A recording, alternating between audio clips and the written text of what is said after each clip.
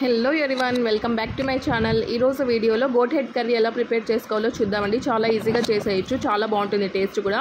మీరు కూడా ఇలాగ తప్పకుండా ట్రై చేసి అయితే కామెంట్ అయితే చేయండి. ఈ వీడియో లాస్ట్ వరకు స్కిప్ చేయకుండా అయితే చూసేసేయండి. ఇక్కడ చూడండి, గోట్ హెడ్ అయితే తెచ్చారు. ఇక్కడైతే అక్కడ వాళ్ళే ఈ గోట్ హెడ్ని కాల్ చేసి పీసెస్ చేసి అయితే ఇస్తారండి మాకు, ఇలా సపరేట్గా. చూడండి, ఇక్కడ గోట్ బ్రెయిన్ అండి, అలాగే ఇక్కడ చూడండి గోట్ ఐస్.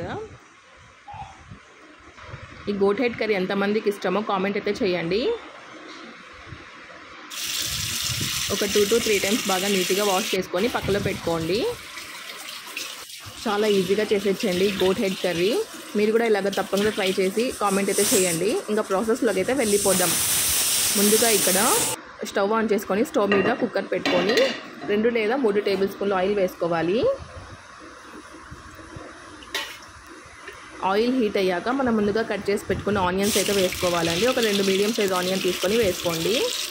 తర్వాత ఈ ఆనియన్స్ లైట్ బ్రౌన్ కలర్ వచ్చేంత వరకు ఫ్రై చేసుకోవాలి.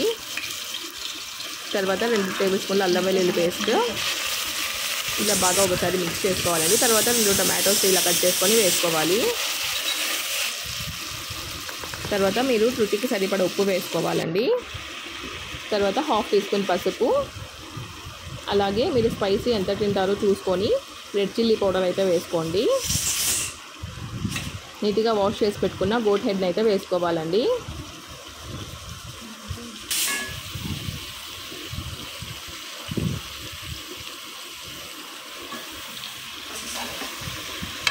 ఆ మసాలా అంతా బాగా పట్టేటట్టుగా ఇలా గోట్ హెడ్ని అయితే మిక్స్ చేసుకోవాలి.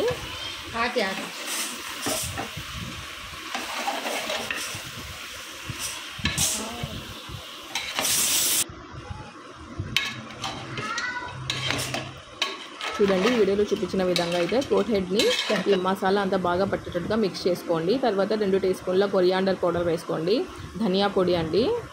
తర్వాత అలాగే ఇక్కడ 3 టీ స్పూన్స్ కోకోనట్ పౌడర్ అయితే వేసుకోవాలండి. మరొకసారి బాగా కలపాలి.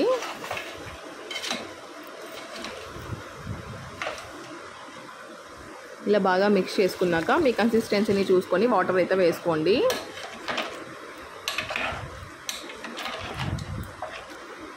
తర్వాత లాస్ట్లో వచ్చేసి గోట్ బ్రెయిన్ అయితే పెట్టేసేయాలండి, లేకపోతే తొనగలు అయిపోతాయి కదా.